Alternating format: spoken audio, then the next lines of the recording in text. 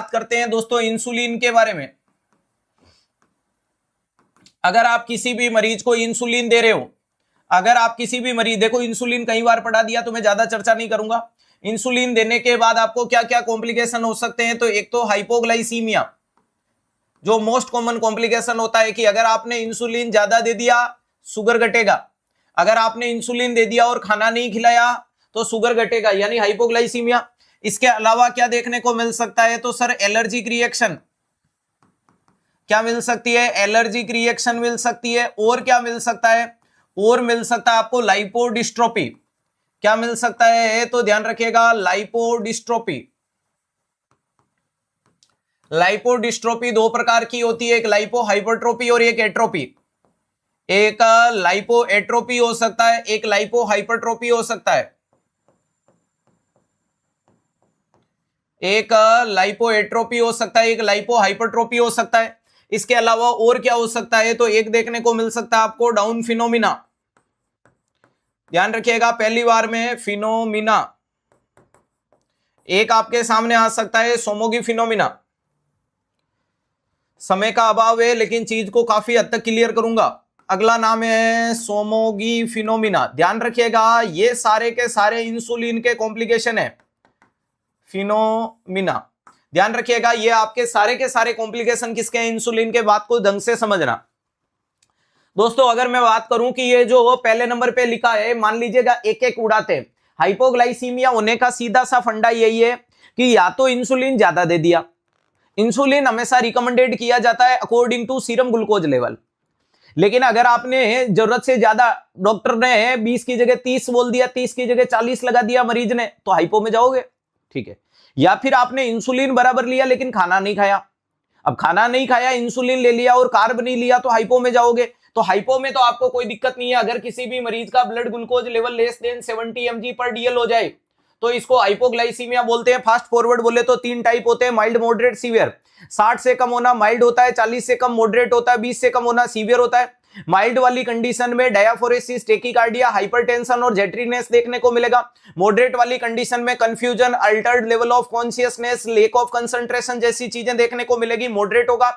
और मरीज के अंदर लेस देन 20 सीवियर होगा, जिसमें सीजर आएगी, मरीज अनकॉन्शियस हो जाएगा, कोमा में चला जाएगा, डेथ हो जाएगी।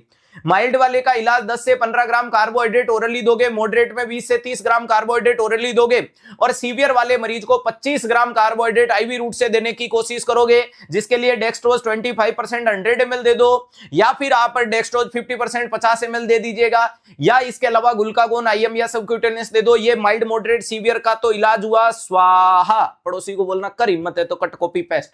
तो हाइपो क्लियर है, ठीक है। एलर्जिक रिएक्शन का मतलब है कि इंसुलिन सोर्स के आधार पे दो प्रकार के होते हैं, एक होता है ह्यूमन, दूसरा होता है एनिमल।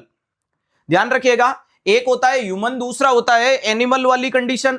अगर मैं यहां पर बात करने की कोशिश करता हूं कि ये जो इंसुलिन आपने अगर एनिमल वाला काम में लिया तो मरीज को एलर्जी हो जाएगी, यानी बॉडी पे, ध्यान रखिएगा बॉडी के ऊपर रेडनेस बन जाएगी, इचिंग विचिंग बन जाएंगे, ऐसी कुछ कंडीशन देखने को मिलती है, उसको बोलते हैं एलर्जी। और एलर्जी जानवरों से हुई तो इसको बोलना कि स्विच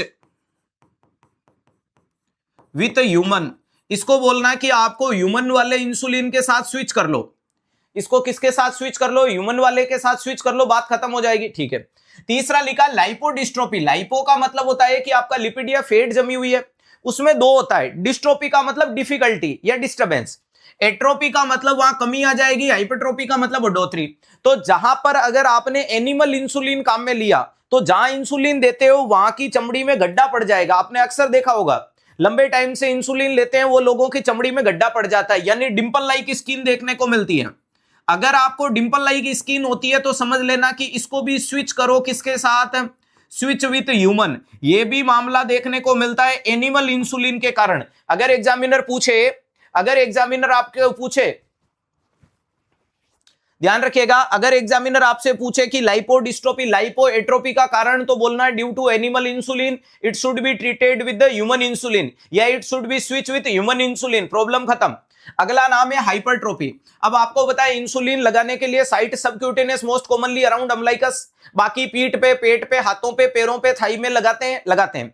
अगर कोई इंसान सेम साइट पे रोज इंजेक्शन ले रहा है, रोज पेट पे, भरा पेट में, रोज अराउंड अम्लाइकस। रोज एक ही जगह पे अगर आप लेने की कोशिश करोगे तो वहां आप में क्या होगा, अरे बम्प लाइक स्किन या क्या देखने को मिलता है, एलिवेटेड देखने को मिलेगा, एरिया एलिवेटेड हो जाएगा। तो इसको बोलना है कि रोटेट द इंजेक्शन साइट। आपको इंजेक्शन की साइट को रोटेट करना है, इंजेक्शन को रोटेट नहीं करना है, इंजेक्शन को रोटेट नहीं करना है, इंजेक्शन की साइट को रोटेट करना है कि आज पेट में तो कल हाथ में, कल हाथ में तो परसों पैर में, परसों पैर में तो तीसरी बार पेट में। यानी always rotate the site, rotate करोगे तो फूला हुआ नहीं रहेगा। तो ध्यान रखिएगा, हाइपो क्लियर हुआ, एलर्जी क्लियर हुआ, लाइपोडिस्ट्रोफी में लाइपोएट्रोपी, लाइपो हाइपोट्रोपी क्लियर हुआ। हाँ, अगले नंबर पे अपन बात करते हैं सोमोगी और डाउन, दोनों को समझ लेना। एक साइड में लिख रहा हूं डाउन फिनोमिना, इप बट मत करना बार बार। दूसरे नंबर पे लिख रहा हूं सोमोगी फिनोमिना।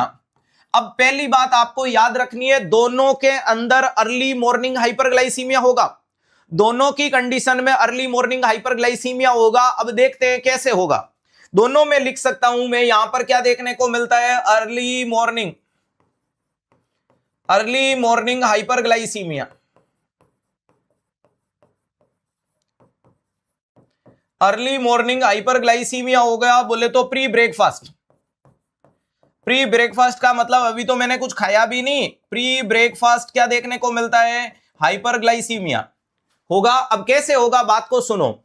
डाउन फिनोमिना का मतलब है कि अगर इंसुलिन जितना लेना था, जितना इंसुलिन आपको लेना था उस कंडीशन में आपने क्या कर दिया, तो ध्यान रखिएगा कि जितना लेना था उससे कम लिया, डिक्रीज। अगर आपने डिक्रीज अमाउंट में इंसुलिन लिया, मन से पंचायती की, आपको पता है कि अपन क्या होते हैं कि घर पे डॉक्टर ज्यादा बनते हैं, वैद्य जी, जैसे कि डॉक्टर साहब ने बोला कि 30 यूनिट लेना। अब घर वालों ने सोचा कि यार थोड़े दिन 30 यूनिट लूंगा तो कुछ समय बाद 40 लेना पड़ेगा, फिर 50 लेना पड़ेगा, समस्या हो जाएगी। तो अपन तो 30 लेते ही नहीं, 20 ले लेते, ताकि अभी 20 लूंगा, थोड़े दिन 10 कर लूंगा, फिर मैं बंद कर दूंगा।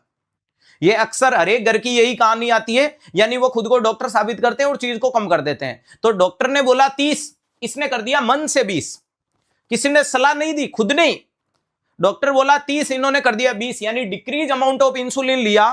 तो अब मुझे बताओ, डिक्रीज अमाउंट ऑफ इंसुलिन लिया तो आपके शरीर में जो ऑलरेडी जो अवेलेबल ऑफ ग्लूकोज था वो तो इससे भी न्यूट्रल नहीं हो रहा है। यानी जब आपका, और ये ज्यादातर होता है एनपीएच इंसुलिन में, अब आपका ये एनपीएच इंसुलिन रात को 2 से 3 बजे पीक लेवल पे आएगा, मिडनाइट पे ये पीक लेवल पे आएगा, मिडनाइट पे ये पीक लेवल पे आएगा, और उसी टाइम आपके शरीर में नेचुरल स्टेरॉइड आएगा, उस टाइम ग्रोथ हार्मोन आएगा। ये हार्मोन नेचुरली आते हैं, अर्ली मॉर्निंग ये नेचुरल आएंगे। तो ये खुद ब्लड ग्लूकोज को बढ़ा रहे हैं, ये खुद क्या कर रहे हैं, हाइपरग्लाइसीमिया कर रहे हैं, हाइपरग्लाइसीमिया। लेकिन इस समय आपके शरीर में सफिशिएंट अमाउंट ऑफ इंसुलिन नहीं है। ध्यान रखिएगा, मेरी बात को सुनेगा। What is dawn phenomena? Dawn phenomena में patient decreases the amount of insulin, then ध्यान रखिएगा after that time midnight at peak level, या whenever insulin at peak level, also that time release a natural steroid and growth hormone. It is also responsible for increased blood glucose, but that time not a sufficient amount of insulin present, so patient goes into early morning hyperglycemia. ध्यान रखिएगा, रात को जब आपने insulin लिया वो कम dose में ले लिया, जब कम डोज में लिया और आधी रात को वो अपने पीक लेवल पे था, उसी टाइम नेचुरल हार्मोन आए, इन सब ने मिलके ब्लड ग्लूकोज बढ़ा दिया, और लोगों ने कहा कि इंसुलिन दादा आ जा, न्यूट्रल कर ले। इंसुलिन ने बोला मैंने तो लिया ही नहीं, और सुबह उठ करके 6 बजे चेक करोगे, 7 बजे चेक करोगे तो क्या मिलेगा, अर्ली मॉर्निंग हाइपरग्लाइसीमिया। तो इलाज क्या है? इलाज है सर इंसुलिन सफिशिएंट में दो, यानी इंक्रीज अमाउंट ऑफ इंसुलिन, यही इलाज है, इंक्रीज अमाउंट ऑफ इंसुलिन।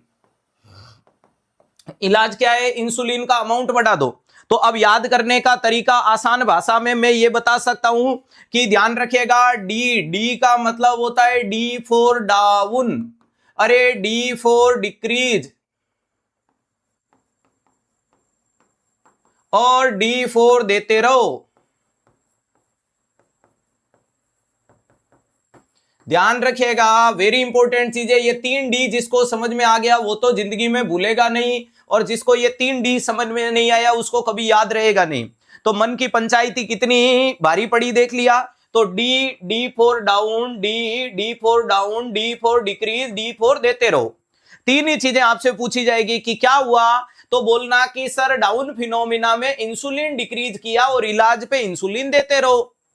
कोई समस्या है क्या? नहीं, बस इससे थोड़ा अपोजिट मामला, ध्यान रखिएगा,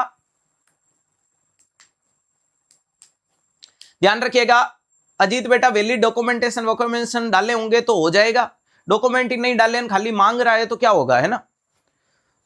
यहां पर सोमोगी फिनोमिना में क्या देखने को मिलता है कि यहां पर मामला गंभीर है। यहां क्या किया कि इसने ज्यादा इंसुलिन ले लिया। कुछ कम वाले होते हैं तो कुछ एडवांस भी तो होता है कि डॉक्टर साहब ने 20 बोला, क्यों ना मैं 40 ले लूं, कल शादी में जाऊंगा तो वाइल साथ में नहीं ले जानी पड़ेगी, शरीर में पड़ा रहेगा। समझ पा रहे हो?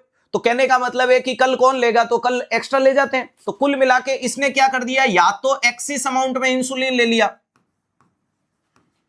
या तो इसने एक्सिस अमाउंट में इंसुलिन ले लिया, और या फिर ये खाना नहीं खाया, या फिर इसने स्किप मील, इंसुलिन ले लिया या खाना नहीं खाया। दोनों चीजें सुनना कि जितना लेना था,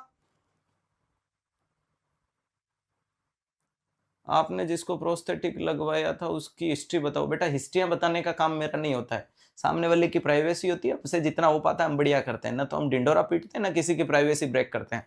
चलो, axis amount of insulin, axis amount of insulin का मतलब लेना था 20, तुमने टिका लिया 40, ये भी गलती है। या फिर तुमने जितना 20 का 20 ले लिया लेकिन खाना नहीं खाया। अब खाना नहीं खाओगे तो बॉडी में ग्लूकोज नहीं है, इंसुलिन हाइपो में टेकेगा, ठीक है। या फिर अमाउंट ज्यादा ले लोगे। दोनों ही कंडीशन में जब ये पीक लेवल पे जाएगा, when our insulin peak level कब होता है, वही रात को 2 से 3 बजे मिडनाइट, और इस समय ये आपके शरीर में कर देगा हाइपोग्लाइसीमिया। ये लो भाई साहब, आप तो नींद में सो रहे हो और नींद में सोते सोते कांड हो गया। आप तो नींद में सो रहे थे, आपको पता ही नहीं है कि आपने कितनी बड़ी गड़बड़ कर दी जिसके कारण आपका शरीर हाइपो में चला गया। अब आपको पता है हाइपो वाली कंडीशन, ध्यान रखिएगा, वेरी इंपॉर्टेंट चीज क्या देखने को मिलती है। हाइपो वाली कंडीशन में अगर मैं बात करूं, अगर ये सोता रहा तो भगवान को प्यारा हो जाएगा, क्या पता कोमा में चला जाए, अनकॉन्शियस हो जाए, मर जाए, कुछ भी हो सकता है। अगर ऐसी कुछ कंडीशन आपके इस मरीज में देखने को मिली तो बॉडी कंपनसेट करेगी। बॉडी कंपनसेट करने के लिए क्या रिलीज करवाएगी, तो बॉडी रिलीज करवाएगी स्टेरॉइड को रिलीज करवाएगी, ग्रोथ हार्मोन को रिलीज करवाएगी, और इनको आकर के बोलेगी कि भाई ये हाइपो में नहीं चली जाए, तुम ब्लड ग्लूकोज बढ़ाओ। और ये दोनों आकर के आपके हाइपो को ट्रीट करके ग्लूकोज बढ़ा दिया। अब तुम सुबह उठ के ब्लड ग्लूकोज चेक करो, तुम्हें अर्ली मॉर्निंग हाइपरग्लाइसीमिया मिलेगा। तो देखो, कम लिया तो भी हाइपर मिला, सीधी सी दुकान। और ज्यादा लिया तो उसके कारण हाइपो में गए और बॉडी ने कंपनसेट करके सुबह सुबह क्या दिखा दिया, हाइपर। तो ऐसी कंडीशन में ट्रीटमेंट में क्या करना है, डिक्रीज डोज ऑफ इंसुलिन। इनको बोलो कम लो, डिक्रीज डोज ऑफ इंसुलिन, बराबर ही लेना, ज्यादा पंचायती नहीं करनी है, या प्रॉपर मील, या इनको बोलो खाना बराबर खाओ। ध्यान रखिएगा, यानी जो कमी थी वो कमी पूर्ति कर दो। तो एस का मतलब एस फॉर सोमोगी, एस फॉर सर्वाधिक, और एस फॉर सुटेबिलिटी में ले। ध्यान रखिएगा, एस फॉर सोमोगी, एस का मतलब सर्वाधिक ले लिया, और एस का मतलब सुटेबिलिटी में लेने की जरूरत है। यानी इस व्यक्ति में क्या करो, कम करो, उसमें बढ़ाओ। दोनों चीजों को किसी भी हालत में मिक्स मत करना। समझ में आ गया? तो कौन सी कंडीशन में कौन सी चीज कैसे मैच करती है, ये सारे के सारे कॉम्प्लिकेशन होते हैं इंसुलिन के।